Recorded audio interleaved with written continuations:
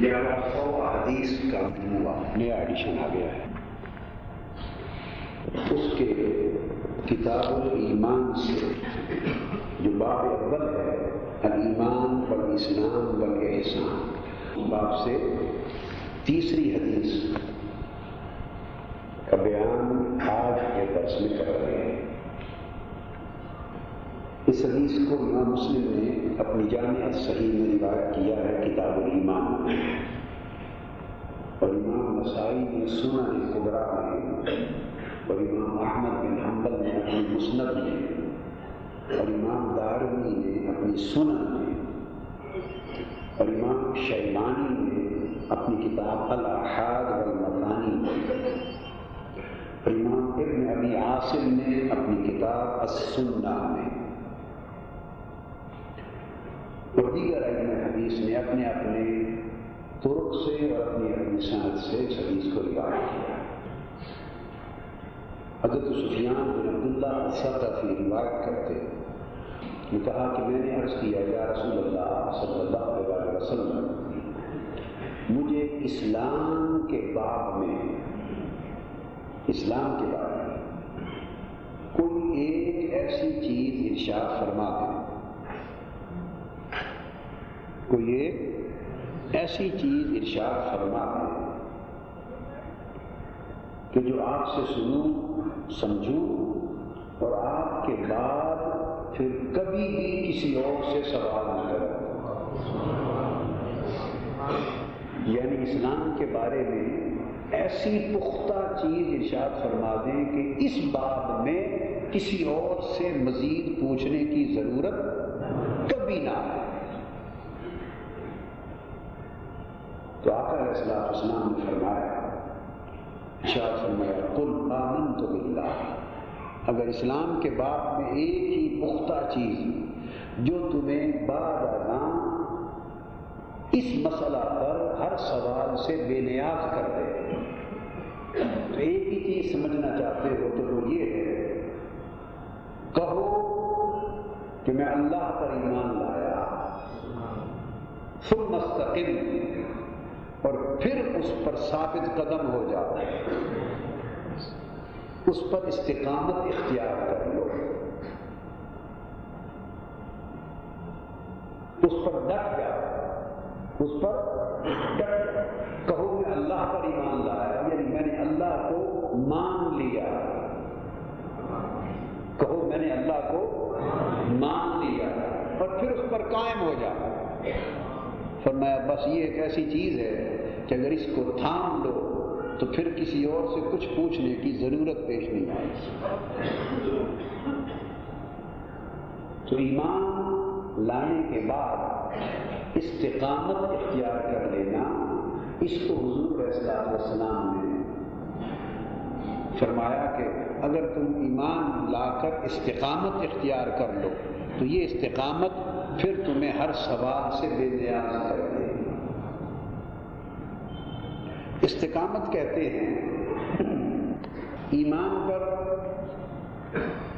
اللہ کے حکم پر، اللہ کے امر پر، اللہ اور اس کے رسول کی تعلیم پر، دین کی نصیحت پر، اور دین سے حاصل ہونے والی ہدایت پر ڈٹ جانا، ثابت قدم ہو جانا، ذہنی قلبی سطح پر ہر شک کو شبہ کو دور کر دینا، اور اپنے قول، اپنے عمل اور اپنے حال میں اس پر قائم اور دائم ہو جانا، ایسا کہ پھر نہ کبھی غفلت ہو، نہ کبھی لغزش ہو،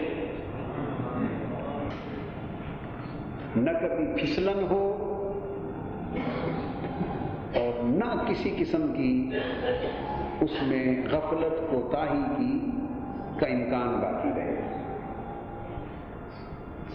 اس حدیث پاک میں حضور صلی اللہ علیہ وسلم نے گویا استقامت پر زور دیا ہے، استقامت پر.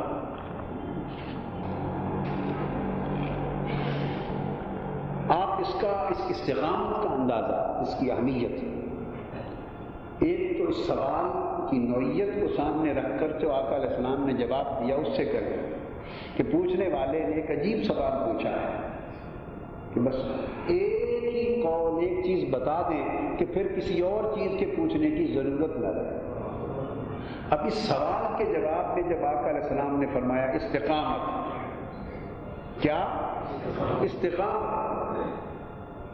ایمان پر ثابت قدم ہو جانا، اس کا مطلب ہے کہ آقا علیہ السلام نے یہ ارشاد فرما دیا کہ اگر تم صاحب استقامت ہو جاؤ تو پھر نہ کوئی تمہاری حاجت باقی رہے، نہ ضرورت باقی رہے، نہ کوئی طلب رہے، نہ کوئی سوال رہے، اگر صاحب استقامت ہو جائے۔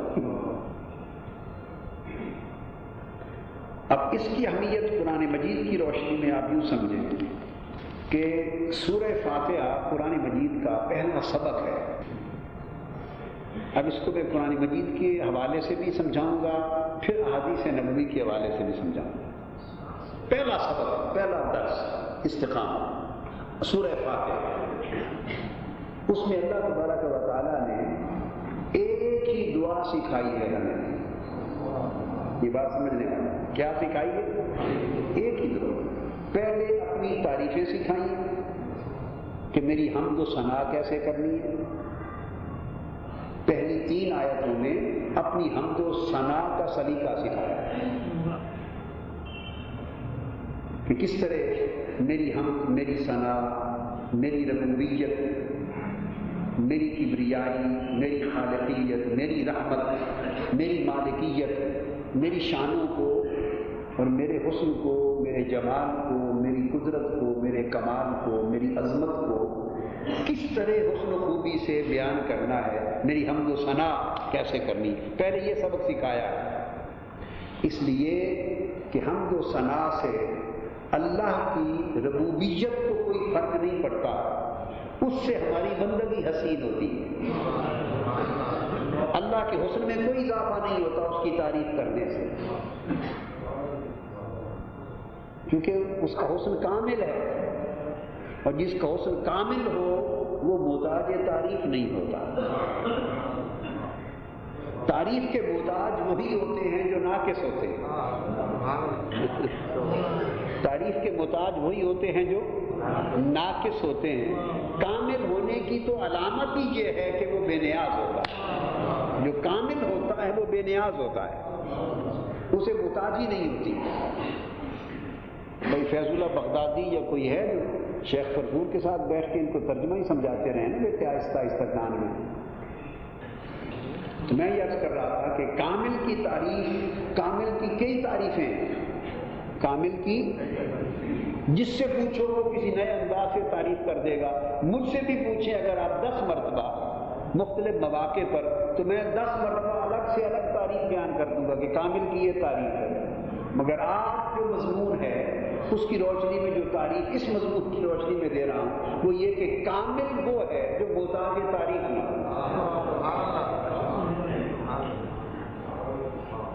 کامل وہ ہے وَلَا يَحْتَاجُ إِلَى الثَّنَاءِ لَا يَحْتَاجُ إِلَى الْحَمْدِ هُوَ الْكَامِلُ، مستغنی ہوتا ہے، اور جو تعریف کا محتاج ہو اس کی محتاجی اس بات کی دلیل ہے کہ وہ حسن میں کامل نہیں ہے، وہ حسن اور کمال میں کامل نہیں ہے، ناقص ہے۔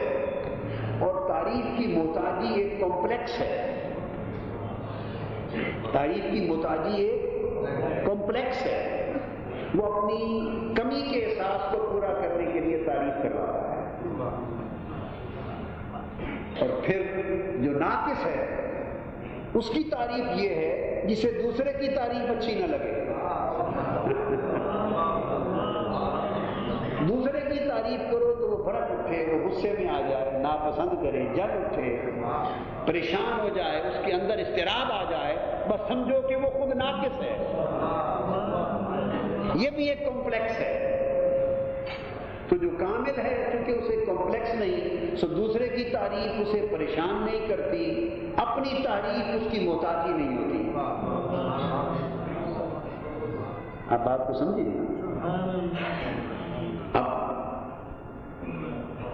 ناقص اور کامل کا معنی سمجھنے کے بعد اب آپ اس نتیجے پر پہنچیں تو اللہ پاک نے پھر قرآن مجید کی ابتدا اپنی تعریفوں سے کی ہے، حالانکہ وہ کامل و اکمل ہے، اور محتاج تعریف وہ مستغنی عن الحمد ہے، مستغنی عن الحمد ہے۔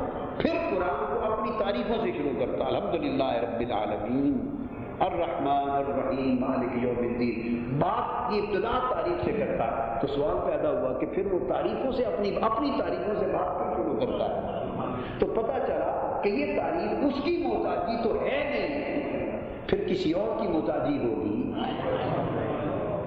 یہ کسی اور کی محتاجی ہوگی۔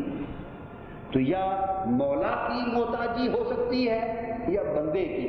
مولا کی محتاجی تو ہے نہیں کہ وہ کامل ہے، بندے کی محتاجی ہے اس لیے کہ بندہ ناقص ہے، لہذا وہ کہتا ہے میری تعریف کرو تاکہ تمہاری بندگی کامل ہو جائے،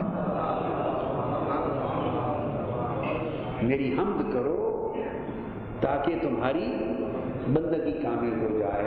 تو یاد رکھ لیں کہ حمد، اللہ کا ذکر، اس کی تسبیح، اس کی حمد، اس کی ثنا، اس کی معبودیت کو اضافہ نہیں کرتی، ہماری عبدیت کو کامل کرتی ہے۔ معبودیت میں اضافہ نہیں کرتی، وہ شان کامل ہے، محتاج نہیں ہے، ہماری عبدیت کو کامل کرتی ہے۔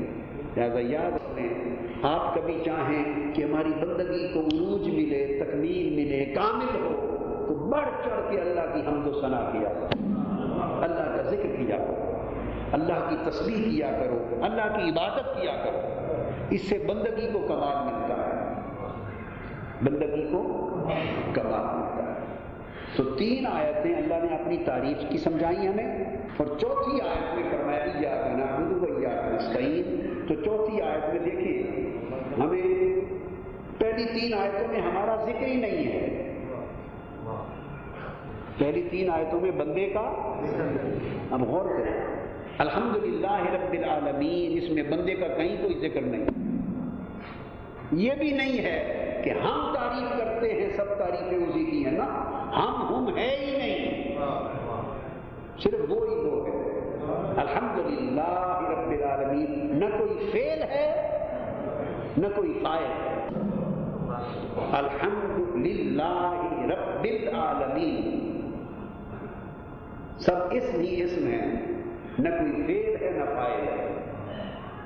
آپ نے دیکھا یہ ذات ہے یا صفات ہے، الرحمن الرحیم، صفتیں ہیں، نہ کوئی فعل ہے نہ فاعل ہے، یعنی اس کی رحمت کا ذکر کرنے والا کوئی نہیں، بس اسی کا ذکر ہے۔ مالک یوم الدین، اس ذات کی صفتیں ہیں، مالک ہے یوم الدین کا، ہمارا کوئی ذکر نہیں۔ لا یوجد ذکرنا ہونا، لا یوجد ذکر الفعل والفاعل، ذات ہے یا صفات ہے۔ تو پہلی 3 آیتیں۔ اب اس میں سبق کیا ہے، یہ موضوع ذرا اور ہو گیا، لیکن چونکہ چھڑ گئی بات، آج اسی کو مکمل ہی کرتا ہوں۔ بات چھڑ گئی کہ کس طرح وہ جو ہے نا استقامت کیسے آتی ہے، بندگی کو کمال ملے تو یہ استقامت ہے، بندگی کو آپ یوں سمجھیں کہ بندگی کو پختگی ملے تو یہ کرامت، یہ استقامت ہے۔ اس جملے کو یاد کر لیں، کیا؟ بندگی کو پختگی ملے یہ استقامت ہے، بس بندہ بندگی میں ثابت قدم ہو جائے، کیا؟ بندہ بندگی میں ثابت قدم ہو جائے تو یہ استقامت ہے۔ اور بندہ بندگی میں ثابت قدم کیسے ہو؟ پہلی 3 آیتوں نے سورہ فاتحہ کی ایک بڑی لطیف بات کہہ دی، اور مجھے اب یہ بھی یاد نہیں، میں اس کی تعریف، اس کی تفسیر لکھ چکا ہوں، الحمدللہ رب العالمین الرحمن الرحیم مالک یوم الدین، پوری 1000 صفحات کی جو سورہ فاتحہ کی تفسیر میری چھپی ہوئی ہے، وہ انہی پہلی 3 آیتوں پر ابھی ہے، آدھی سورہ فاتحہ پر جو 1000 صفحات کی چھپی ہوئی ہے۔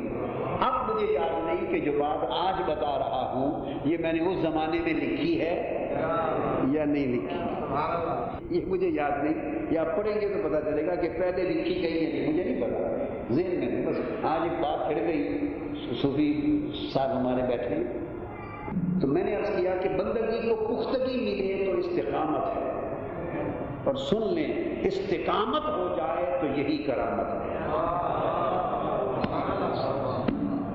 یہ نچوڑ ہے ولایت کا. یہ ولایت ہے. کیا ولایت؟ ولایت کسی خاص شکل و صورت کا نام نہیں، کسی وضع قطع کا نام نہیں ہے، کسی رنگ روپ کا نام نہیں ہے، اور کسی دیکھن دکھلائی کا نام نہیں. بندگی کو پختگی ملے، پھر بولی بندگی کو ثبات ملے. الثبات فی العبدیہ تو ہی الاستقامت. اور اگر بندے کو استقامت ملے، اب استقامت ہی الکرامہ، یہی کرامت ہے. اور اگر الکرامہ بالاستقامہ، استقامت والی کرامت ملے تو ہی الولایہ، یہ ولایت ہے. یہ ولایت ہو. کیسے سکھایا؟ پہلی 3 آیتوں نے درس دے دیا. بندگی سے استقامت، استقامت سے کرامت، کرامت سے ولایت. سبق دیا. کیوں؟ کہ اللہ کی تعریف کرو اور تعریف یہ ہو کہ بس وہی ہو، درمیان میں تم نہ رہو. یہ سبق ہے. درمیان میں تم نہ رہو. آپ نے 3 آیتیں دیکھی، اس میں وہی وہ ہے، ہم کہیں نہیں. اب آپ ترجمہ پڑھیں. الحمدللہ رب العالمین، سب تعریفیں اللہ ہی کے لیے ہیں جو تمام جہانوں کی پرورش فرمانے والا ہے. اس میں ہم تعریف کرنے والوں کا کوئی ذکر ہے؟ الرحمن الرحیم، نہایت مہربان، بہت رحم فرمانے والا ہے. جن پر مہربان اور رحم فرمانے والا ان کا نام نہیں ہے، بس اسی کا نام ہے. مالک یوم الدین، روز جزا کا مالک ہے. جنہیں جزا سزا دینی ہے ان کا نام نہیں ہے، نام اسی کا ہے. تو سبق یہ دیا کہ وہ حمد بندگی کو کامل کرتی ہے کہ جس میں اپنی نفی ہو جائے اور وہی وہ رہ جائے. آپ کو سمجھ آ رہی ہے خواتین کو؟ جس میں اپنی نفی ہو جائے اور بس وہی وہ رہ جائے. ہمارے ہاں اپنا اس بات اتنا بڑھ گیا ہے. خواتین کے لیے خاص مثال دے رہا ہوں، آپ اس بات پہ توجہ کریں. 2 عورتیں بیٹھی ہوں، ایک عورت کا بچہ اگر امتحان میں فرسٹ آ جائے اور وہ بدقسمتی سے دوسری 2-3 عورتوں میں ذکر کر دے کہ میرے بچے کے اتنے نمبر آئے ہیں، فرسٹ آ گیا، میڈل لیا ہے، یہ سرٹیفکیٹ لیا ہے. یہ میرا مشاہدہ ہے، زندگی بھر کا مشاہدہ ہے، اور آپ تائید کریں گے اس بات، سب تائید کریں گے، چونکہ آپ خود یہ کرتی ہیں. آج اس کام سے روکنا چاہتا ہوں. تو کیا کرتی ہے دوسری عورت؟ وہ اس کے بیٹے کی تعریف کا جملہ بھی غریبنی کا مکمل نہیں ہوا ہوتا، آدھا جملہ ہوتا ہے، تو اپنے بیٹے کی کارکردگی شروع کر دیتی بیان کرنا. وہ کہتے ہیں الحمدللہ میرا بیٹا بھی فرسٹ آیا، میرے بیٹے نے بھی بڑا ڈسٹنکشن لیا، میرے بھی یہ نہیں. اگلی عورت اس کا جملہ مکمل نہیں ہوتا، وہ اپنا شروع کر دیتی ہے. ایسا ہوتا ہے کہ نہیں ہوتا؟ ہاتھ اٹھائیں، ایمان سے کہیے میں صحیح کہہ رہا ہوں یا غلط؟ اب یہ کیوں ہوتا ہے؟ اس کا سبب یہ ہے کہ کوئی دوسرے کی تعریف سننا نہیں چاہتا. اس کا نفس خوش ہوتا ہے اپنی تعریف پر، اپنی ہو، اپنی اولاد کی ہو، اپنے گھر کی ہو. میں کی بات ہو تو ہر کوئی خوش ہوتا ہے، دوسرے کی بات ہو تو کوئی خوش نہیں ہوتا. اس لیے وہ دوسرا جب اپنی بات شروع کرتا ہے یا اپنی میں کی، اس کی میں بول پڑتی ہے، جب اس کی میں بولتی ہے تو ادھر اس کی میں بول پڑتی ہے، تو ہم سارے میں خانے میں رہ رہے ہیں.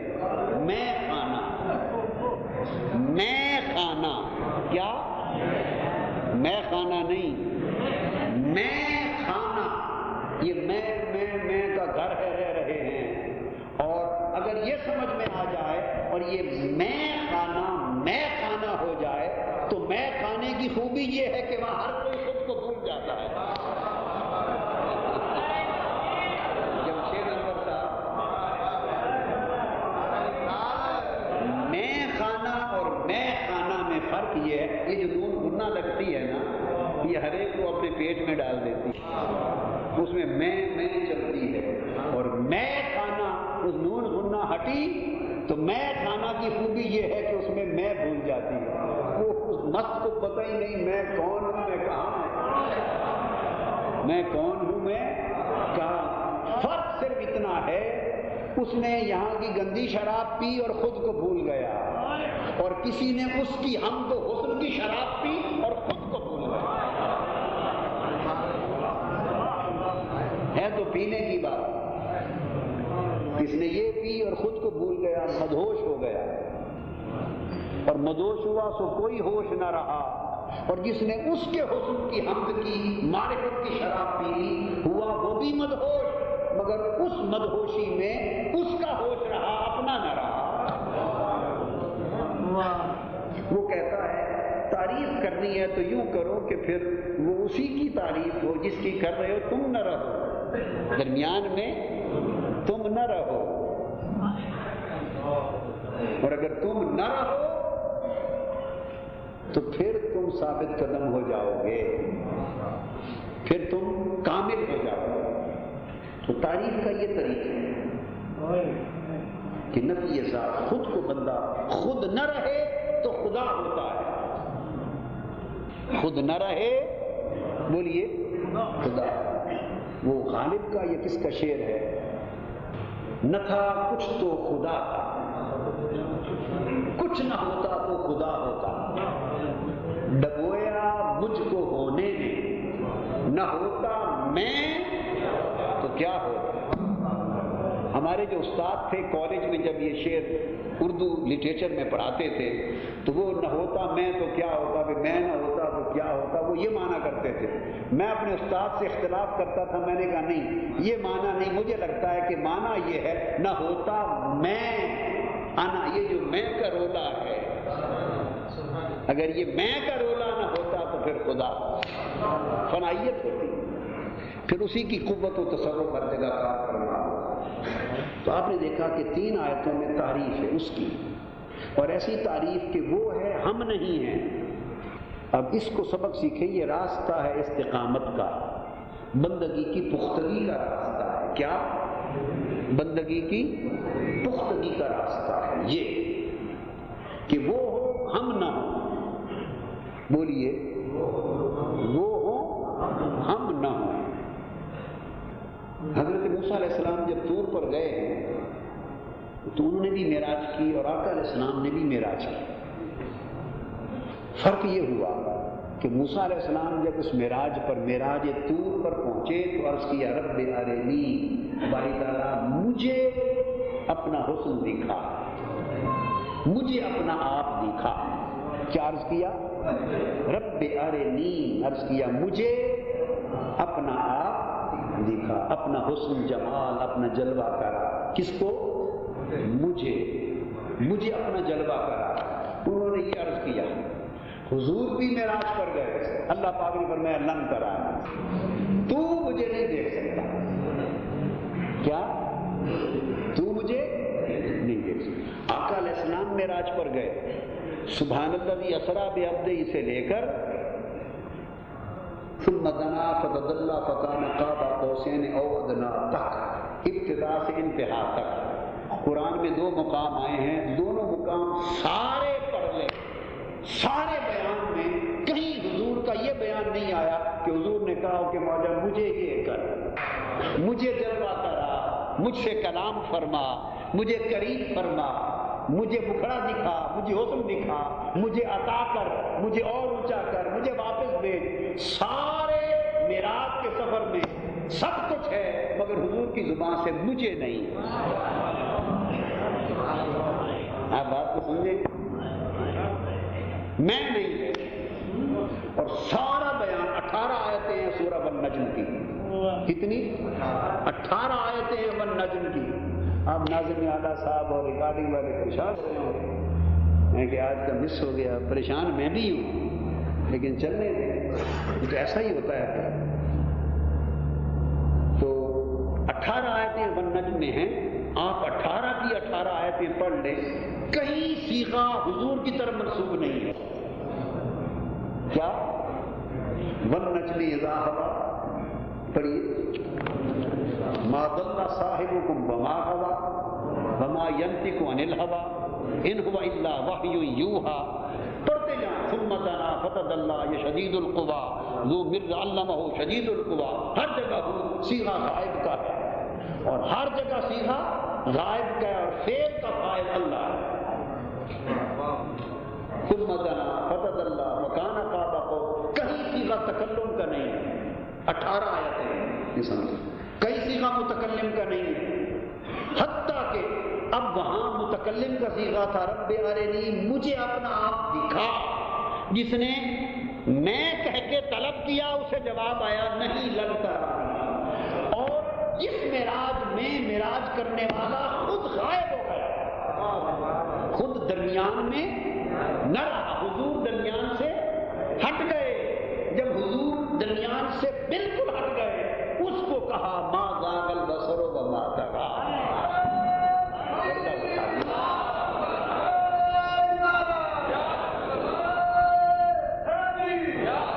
اس کو فرمایا ما زاغ البصر وما طغى، ناک جب کی، یہ بھی وہی کہہ رہا ہے، ناک جب کی نہ حد سے گزری،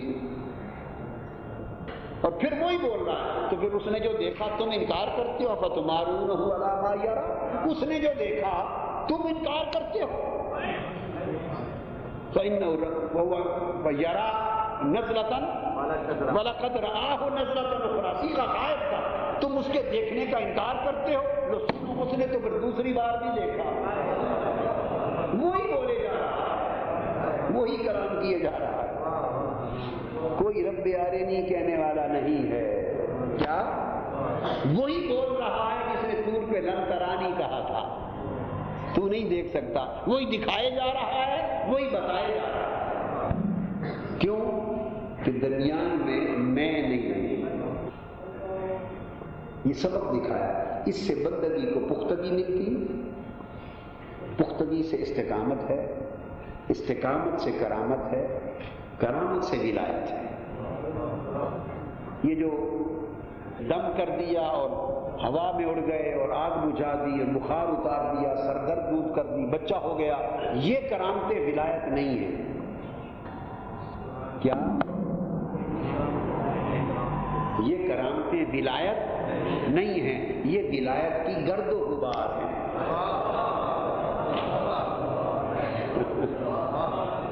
کیا یہ گرد و غبار ہے، یہ لازمہ ولایت نہیں ہے، نہ حصہ ولایت ہے، نہ اجزاء ولایت میں سے کہیں بھی۔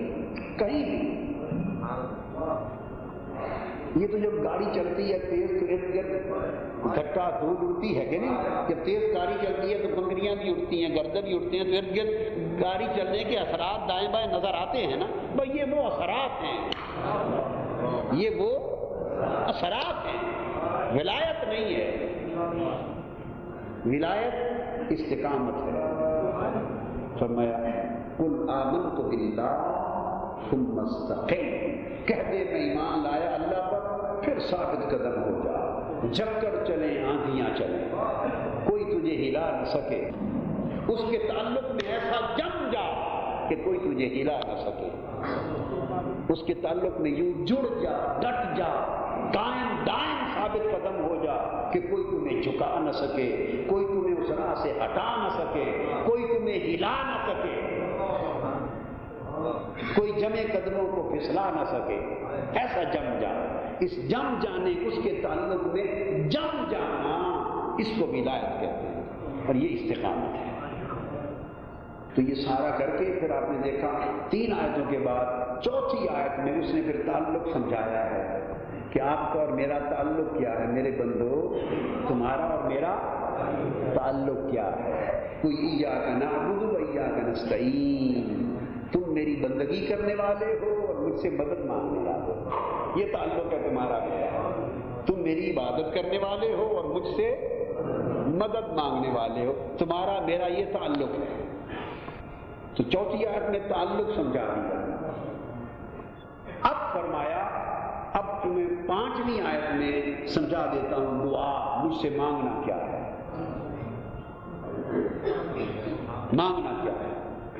وہ کہا اہدنا الصراط المستقیم، استقامت منگوائی، فرمایا ہمیں سیدھا راستہ دکھا، المستقیم استقامت سے ہے، یہ سمجھانا چاہتا ہوں۔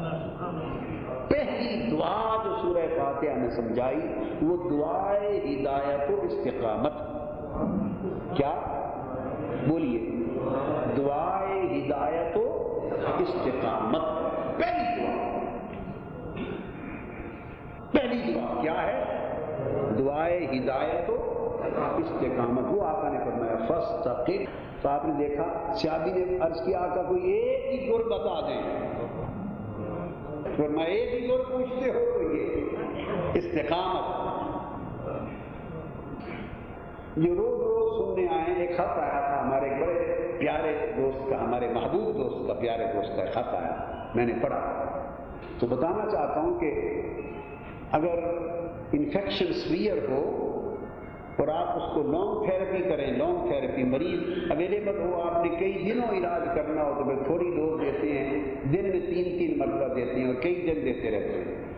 اور اگر مریض ایک ہی رات کے لیے دستیاب ہو، صرف کہیں جی بس واپس جانا ہے، ایک ہی رات کے لیے آئے ہیں ہاسپٹل، تو جب ایک رات کے لیے آئے تو پھر خاصی ہیوی ڈوز دینی پڑتی ہے. آپ سمجھ آ گئی ہے؟ ایسے کر رہے سمجھ آ گئی ہے؟ جب ایک ہی رات کے لیے آئے تو داخل ہو تو پھر اس کو ڈرپ لگاتے ہیں، کیپسول نہیں دیتے، ڈرپ لگا دیتے ہیں. کیا؟ ایک، تاکہ وہ ایک ہی نسخے سے تناور ہو کے کم سے کم مریض کھڑا ہو کے چلا جائے. یہ تو میں اس بات میں 2 باتیں کہنا چاہتا ہوں. ایک تو اس خط کا جواب تھا، ہمارے آپ دوست بیٹھے وہ دے دیا میں نے. دوسرا جواب یہ ہے کہ کیپسول اور میڈیسن تو کئی چیزیں ہیں، اور اگر ڈرپ لگا کے کھڑا کرنا ہو تو استقامت ڈرپ ہے ایمان کی. استقامت ایمان کی ڈرپ ہے، ایمان کو کھڑا کر دیتی ہے، چونکہ ہے قیام سے. استقامت کہاں سے ہے؟ اصل لفظ کیا ہے؟ قیام، قائم، مقیم، قام یقوم، اس سے استقامت، پھر اس سے مستقیم. تو استقامت کا معنی یہ ہے کہ اللہ پر ایمان لائے پھر کھڑا ہو گیا، پھر پختہ قدموں سے کھڑا ہو گیا، پھر کھڑا ہو گیا. یہ استقامت ہے. اب اس استقامت پر قرآن مجید کے آگے بیان ہے، پھر حدیث اس کو میں انشاءاللہ اگلے جمعہ پہ دوں گا. آج چونکہ اسی روشنی میں سورہ فاتحہ کی بات چل پڑی تو میں اسی پر اختتام کر دوں گا. پھر اس کے اوپر جو قرآن مجید نے جگہ جگہ استقامت کے لیے سمجھایا وہ بیان کروں گا، پھر حدیث اور بھی. تو میں عرض کر رہا تھا کہ چونکہ قیام سے ہے تو اس کا مطلب یہ بھی ہے کہ ایمان کی پختگی قیام سے ہے. ایمان کی پختگی قیام میں، بیٹھے رہنے میں نہیں ہے. اور قیام میں جد و جہد ہے. ارے بیٹھے رہ جانے والوں، اس سے ایمان کھڑا نہیں ہوتا. جیسے ہم بیٹھے رہتے ہیں بس ایمان بھی بیٹھا ہی رہتا ہے. اگر چاہتے ہو کہ ایمان قائم ہو جائے تو ایمان کو قائم کرنے کے لیے خود قائم ہو جائے. اللہ پاک نے حضور سے فرمایا، وہ مضمون بعد میں آئیں گے، میں نے ابھی نہیں لے رہا ہوں. آقا علیہ السلام کو جب پیغام رسالت دیا نا، فرمایا قم فانذر وربک فکبر. محبوب کھڑے ہو جا، قم اٹھ کھڑے ہو جا. تو ایمان اٹھ کھڑے ہونے سے استقامت پکڑتا ہے اور اس کو ہیلپ دیتا ہے راتوں کا قیام. استقامت کے لیے مدد دیتا ہے راتوں کا قیام. راتوں کا قیام اس قیام اور استقامت میں مدد دیتا ہے. قیام اللیل، کھڑا ہونا. تو پھر فرمایا کہ ہمیں سیدھا راستہ دکھا، ہدایت بھی دے، اور صرف ہدایت نہیں، چونکہ ہدایت تو ملی تو ممکن ہے کوئی چھین کے ہی لے جائے. ہدایت تو ملی جی، پھر چھین کو ہی لے جائے. میں دولت بھی دی آپ کو، سرمایہ دیا، ہیرا دیا، سونا دیا، جواہرات دیے، دے دیے دولت. تو خالی دولت دے دینے سے تو بات نہیں چلتی. آج کل تو حالات یہ ہیں کہ وہ تو راستے میں ڈاکو پڑ جاتے ہیں، راستے میں ڈاکو پڑ جاتے ہیں. تو بڑی دولت کو چھین کے لے گیا تو کیا فائدہ خالی دولت دینے کا. تو اب کہتا ہے باری تعالیٰ دولت بھی دے اور حفاظت سے گھر بھی پہنچا. کوئی ڈاکو نہ پڑ جائے راستے میں کوئی ڈاکو نہ پڑ جائے. ایسی دولت دے کہ حفاظت سے گھر منزل تک پہنچا. وہ فرماتا ہے کہ خالی دولت دینا یہ ہے اہدنا الصراط راستہ دکھا. یہ تو ہے ہدایت کی دولت دے دی. کیا ہدایت کی دولت دے دی؟ اہدنا الصراط فقط خالی ہدایت کی دولت دے دی. باری تعالیٰ ہدایت کی دولت دے دی، راستے میں کوئی پڑ گیا. وہ اعلیٰ حضرت کا شعر بھی ہے کہ ہیں راست جا بجا تھانے والے، میں مجرم ہوں آقا مجھے ساتھ لے لو، کہ رستے میں ہیں، کہ رستے میں کہ ہیں، کہ رستے میں ہیں جا بجا تھانے والے، کہ رستے میں ہیں جا بجا تھانے والے. یہ جو تھانے والے ہیں نا، تھانہ اس کے دو معنی ہیں. ایک یہ تھانے والے، یہ پولیس والے، کیونکہ پولیس والے خود آج کل چور اور ڈاکو ہو جاتے ہیں الا ماشاء اللہ. تو ہمارے یہاں کھڑا ہو تو وہ مستثنا. یہ تو حفاظت کے لیے کھڑے ہیں نا. تو آج کل سندھ میں ایسے واقعات ہیں کہ تھانے والے چھٹی لیتے ہیں تھانوں سے اور ڈاکے ڈالتے ہیں، کیونکہ اس ملک میں وہ دیکھتے ہیں کہ ہر کوئی ڈاکے پر لگ گیا ہے تو ہم کیوں نہ ماریں. ہر کوئی ڈاکہ زلی پر جہاں لگ جائے اور ہر کوئی ڈاکو بن جائے تو وہ کہتے ہیں ہم نے کیا قصور کیا، تھوڑی تنخواہ والے ڈاکہ کیوں نہ ماریں. ایک تو یہ ہے، اور ایک تھانہ اور بھی ہے جس کی طرف شاید انہوں نے اشارہ کیا ہو، تو ساتھ لے لیں. وہ کہتے ہیں کہ باری تعالیٰ تو نے ہدایت کی دولت تو دی لیکن راستے میں کوئی چھین کے ہی نہ لے جائے. شیطان کہتا ہے لَأُغْوِيَنَّهُمْ أَجْمَعِينَ لَأَقْعُدَنَّ لَهُمْ عَلَىٰ صِرَاطِكَ الْمُسْتَقِيمِ. میں سیدھے راستے پر بیٹھوں گا ہدایت چھیننے کے لیے. لَأُغْوِيَنَّهُمْ أَجْمَعِينَ، ہر ایک کو راستے سے اس کو اغوا کر لوں گا، اس کی ہدایت چھین لوں گا، اسے اغوا کر لوں گا، بہکا دوں گا، گمراہ کر دوں گا. تو پھر عرض کیا باری تعالیٰ ہدایت کی دولت تو دے پر سلامتی سے توڑ پہنچا. اس کا شکل کیا ہے؟ فرمایا المستقیم. ہدایت کو جب تک استقامت نہ ملے ہدایت کبھی ہاتھ میں محفوظ نہیں رہتی. بڑوں کو ہدایت ملی چھن گئی، بڑوں کو ہدایت ملی چھن گئی، انہی کی ہدایت بچی جن کو استقامت ملی. یہ بات ہے، انہی کی ہدایت بچی جنہیں استقامت ملی. تو خالی ہدایت مل جانا انعام ہے مگر کافی نہیں ہے، چونکہ چھن بھی جاتا ہے. لہذا جس کو ہدایت پر استقامت مل جائے وہ انعام کامل ہے کہ پھر وہ حفاظت ہو جاتی ہے. اس لیے اللہ نے فرمایا الا عبادک منہم المخلصین. تو ہر ایک کو اغوا کر لے گا، چھین لے گا، بہکا دے گا، گمراہ کر دے گا، مگر نہیں جو نفس کے چنگل سے آزاد ہو گئے ہیں میرے عباد مخلصین، ان پر تیرا داؤ نہیں چلے گا، کیونکہ وہ صاحبان استقامت ہیں، صاحبان استقامت ہیں. تو فرمایا ہدایت اور استقامت دے. یہ دعا مانگو مجھ سے کہ ہدایت اور دے اور استقامت دے، کہ پھر ایسی ہدایت دے کہ پھر کبھی جائے نہیں، چھینی نہ جائے، ہم پھر بہک نہ جائیں، پھسل نہ جائیں. تو پھر اس نے فرمایا اگر ہدایت تو میں نے دے دی اور اب اگر چاہتے ہو کہ اس پر استقامت ملے، کہ ہدایت پھر باقی رہے اور چھینی نہ جائے، تو آؤ وہ طریقہ بھی سمجھا دیں. اس پر سورہ فاتحہ ختم ہو گئی. ہدایت تو دے دی، اب تم نے سوال کیا المستقیم فاستقم، ثابت قدم ہو جاؤ، کہ ہدایت میں ثابت قدمی بھی ملے، ہدایت میں حفاظت بھی ملے، سلامتی بھی ملے، عافیت بھی ملے، اور شیطان کے حملوں سے بچاؤ بھی ملے. اگر چاہتے ہو کہ ایسی ہدایت ملے جو استقامت والی ہو، تو فرمایا آؤ اس کا طریقہ، پھر وہ اس کا طریقہ قرآن پڑھنے سے نہیں آئے گی استقامت، حدیث پڑھنے سے نہیں آئے گی، مدرسوں میں جانے سے نہیں آئے گی، تقریروں سے نہیں آئے گی، تبلیغوں سے نہیں آئے گی، علم اور فکر کے دریا سمندر عبور کرنے سے نہیں آئے گی. وہ استقامت، ہدایت کی خبر ہو جائے گی مگر استقامت نہیں آئے گی، حفاظت. اس کے لیے کیا؟ صراط الذین انعمت علیہم، اللہ والوں کے ساتھ چمٹ جا.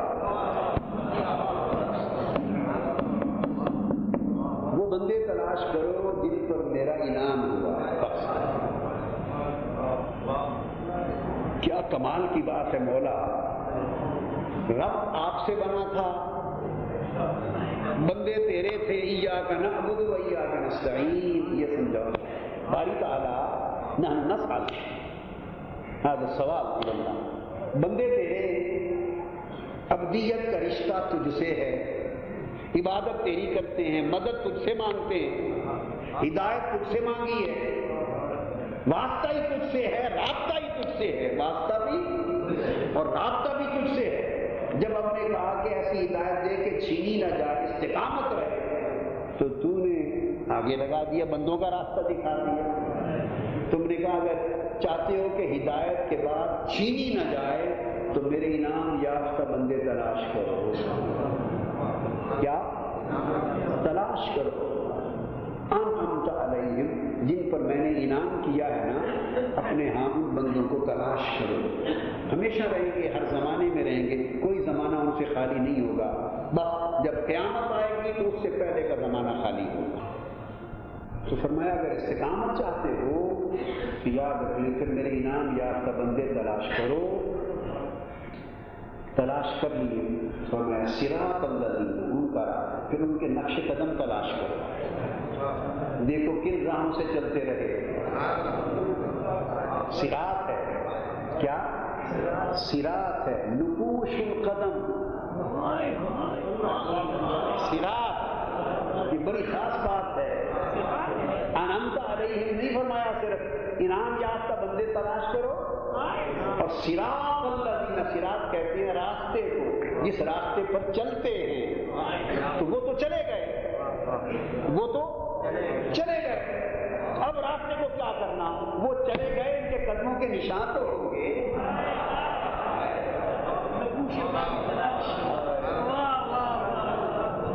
یہ ہے ایک نئی تفسیر جو شاید زندگی میں نے پہلی بار کی ہے، یہ آج کا القاء ہے، آج کا تحفہ ہے۔ ایسا خیال آ رہا ہے کہ شاید زندگی میں پہلی بار میرے منہ سے نکلی ہے، کتابوں میں تو خیر ہے نہیں، کتابوں میں تو اور تفسیروں میں تو ہے نہیں، ہوتی تو بیان ہو گئی ہوتی۔ تو فرمایا صراط الذین انعمت علیہم، انعمت ماضی کا صیغہ ہے، فرمایا راستہ ان لوگوں کا جن پر تو نے انعام کیا۔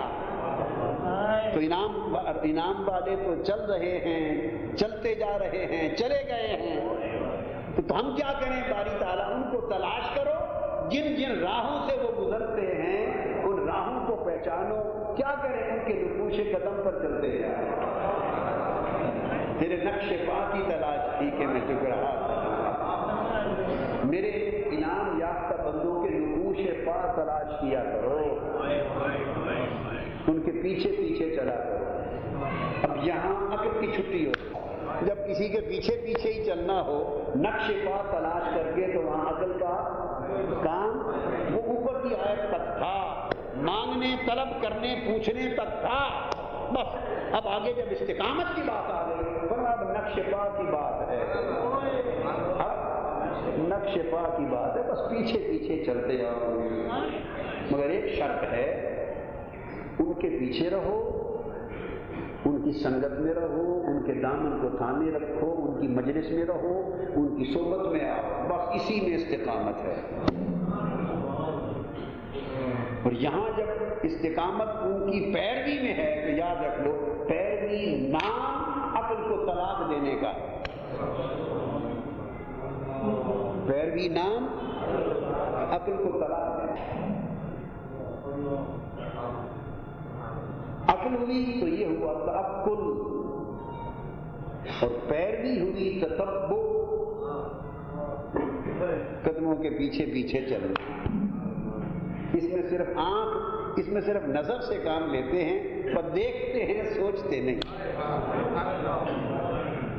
اگر سوچا تو عقل کہہ دے گی کہ تم پاگل ہو، اس سے پیچھے پیچھے اپنا راستہ بناؤ، اپنا راستہ خود تلاش کرو، اپنا راستہ خود بناؤ،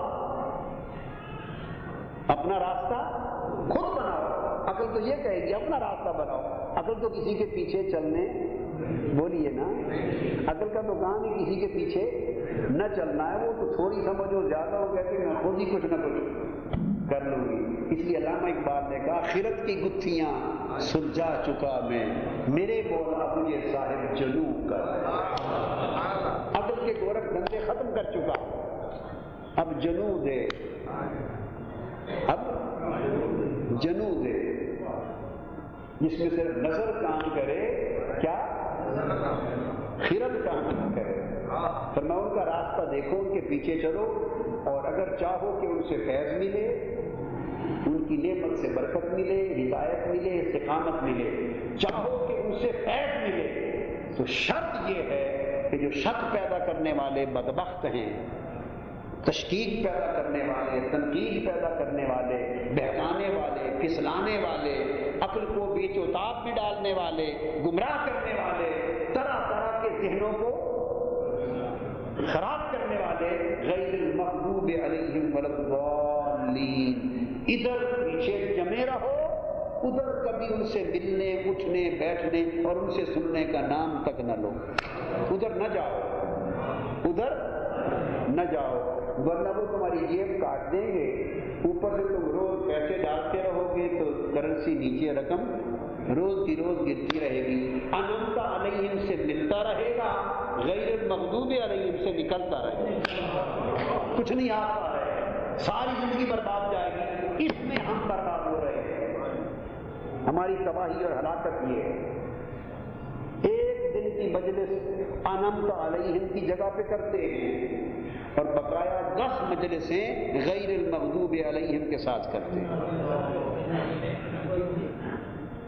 اور وہ میٹھے طریقے سے جیب کاٹتے ہیں، جس میں سے جو پیسے کمائے وہ بھی گر جاتے ہیں، جو ہدایت لی وہ بھی سرک جاتی ہے، جو فیض لیا وہ بھی نکل جاتا ہے، جو خیر ملی وہ بھی گیا، اور یہاں تک نہیں، اس کی جگہ شر، تشکیک، تنقید، عقل کو تنقید سے فرصت نہیں، عشق پر اعمال کی بنیاد رکھ،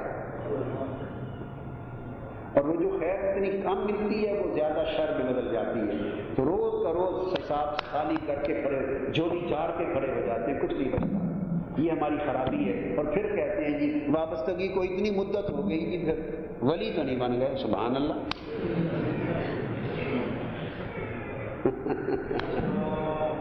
ہم نے اس قدم ہی کون سا اٹھایا ہے، یہ پہلا قدم ہے وہ بھی نہیں اٹھایا، ہم تو منافقت کرتے ہیں، خدا استقامت کی بات کرتا ہے، کیا خدا استقامت کی بات کرتا ہے۔ سیدنا ابراہیم علیہ السلام کا جہاں بھی ذکر کیا نا قرآن مجید نے، جہاں بھی حنیفاً، کیا حنیف، جہاں سیدنا ابراہیم کا ذکر کیا، ملت ابیکم ابراہیم حنیفاً، جہاں ذکر کیا سیدنا ابراہیم کا، ہم سب کو ان کی ملت کہا اور ان کے ساتھ ہمیشہ کہا حنیفاً۔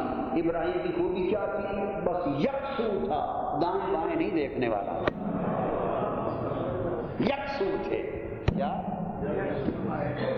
ہم دائیں بائیں جھانکنے والے ہیں، کیا دائیں بائیں جھانکنے والے ہیں، اور دوستو دائیں بائیں دو لوگ جھانکتے ہیں، یا وہ جو خالی ہوتے ہیں یا وہ جو چور ہوتے ہیں۔ چور ہمیشہ آپ دیکھیں کہ دائیں بائیں جھانکتا جھانکتا جائے گا، وہ یکسو بے پرواہ ہو کے کبھی نہیں جاتا۔ چور جو ہوا، چور دائیں بائیں جھانکتا جاتا ہے، ٹھیک ہے، یا وہ جو تہی دامن اور لالچی ہوتے ہیں، تہی دامن اور لالچی ہوتے ہیں، اور وہ یکسو کون ہوتا ہے؟ جس کا دامن بھرا ہے، جو انعمت علیہ، جو نعمتوں سے بھرا دامن ہے، اس کو کہیں دائیں بائیں جھانکنے کی ضرورت نہیں ہوتی۔ یہ جھانکنا نہیں ہوتا، یہ جھک مارنا ہوتا ہے، جو دائیں بائیں جھانکتا ہے وہ جھک مارتا ہے۔ اب اس کا ترجمہ کیا کرو گے عربی میں بتائیں؟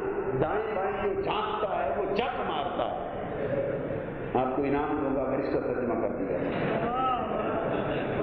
بہت سوچ کر سمجھ کر، جو دائیں بائیں جھانکتا ہے وہ جھک مارتا ہے، سبحان اللہ۔ تو اس لیے فرمایا اللہ پاک نے جھک مارنے سے روکا، دائیں بائیں جھانکنے سے روکا، کہ جہاں میرا غضب ہے، جو خود گمراہ ہوئے پھرتے ہیں، جن کے اندر خود استقامت نہیں، یکسوئی نہیں، اطمینان قلب نہیں، جن کے اندر خود یقین کی قوت نہیں، عرفان نہیں، ایمان نہیں، ایقان نہیں، جو اللہ پر توکل نہیں، یکسو نہیں، جو خود دائیں بائیں جھانکتے منتشر خیال ہے، بدبخت ان کے پاس بیٹھ کے اپنے ایمان کو برباد کرنا۔ ان کا کام کیا ہے؟ باتیں کرنا، فتنہ ڈالنا، انتشار ڈالنا، ایسے انتشار ڈال دینا، بیج ڈال دینا، طرح طرح کے سوال چھوڑ دینا، ایسے فتنے کر دینا۔ اللہ پاک نے فرمایا ان پر میرا غضب ہے، یہ گمراہ لوگ ہیں۔ تو شرط یہ ہے اگر انعام یافتہ بندوں کے پیچھے چلنا ہے تو غضب یافتہ بندوں کو چھوڑ دو۔ اب بات کو سمجھے میاں صاحب، یہ سب کو نصیحت جا کے کریں، جب آپ جائیں اس کے اوپر خاص سمجھائیں۔ انعام یافتہ جگہوں سے فیض لینا ہے تو غضب یافتہ مجلسوں کو چھوڑ دو۔ اور غضب یافتہ مجلسوں کی ہر ایک کو پہچان نہیں ہے، ایک سادہ کسوٹی بتا دیتا ہوں، سادہ پہچان کیا؟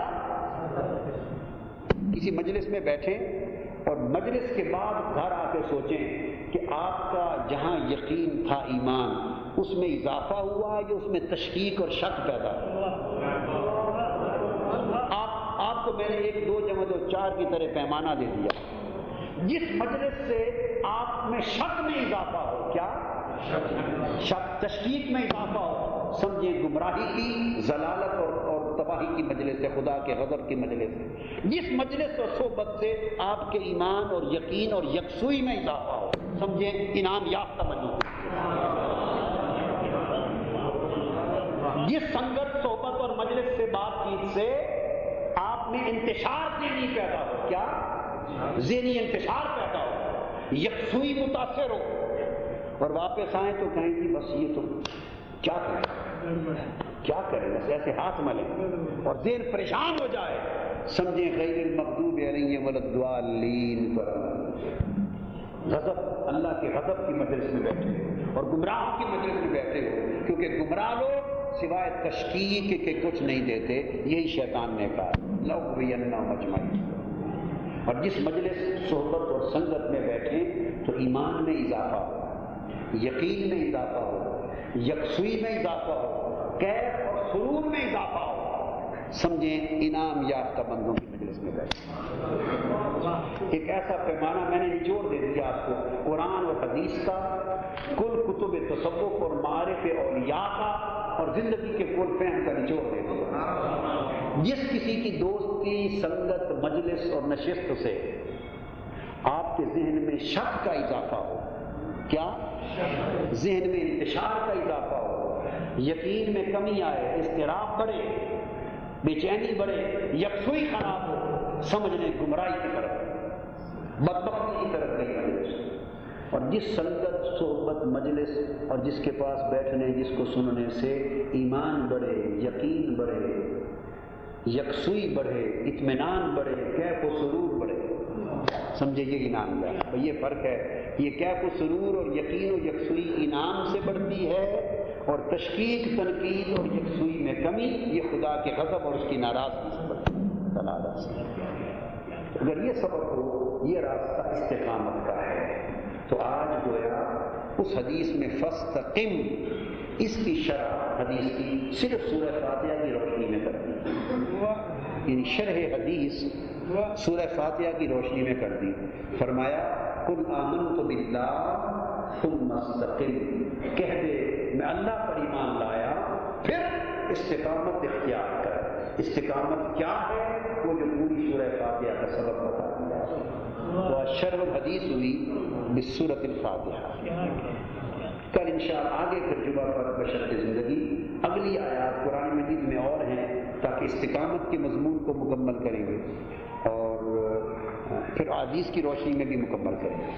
لیکن جو ملے اس کا فائدہ تب ہے کہ جو لے اسے پا لیں، سنبھال لیں اور پھر اس کو برتنا شروع کر دیں، اسے برتیں۔ کیا فائدہ؟ سوٹ قمیض جوڑے سلوا لیے اور پہنے کبھی نہیں تو کیا فائدہ؟ تن پہ گندے پرانے کپڑے ہی رہے تو نئے جوڑے سلوانے کا کیا فائدہ؟ وہ درزی کو خرچہ ہی دیا نا صرف، اور کپڑے والے دکاندار کو پیسے ہی دیے نا، جب تن پہ نہیں پہنے تو جو سنے یہ لباس جو لے جائیں تو پھر پہن بھی لیا ہے، پہن بھی لیا ہے۔ یہ فرمایا فاستقم، استقامت کا لباس پہن۔ اللہ پاک ہم سب کے ہاتھ پہ کرے۔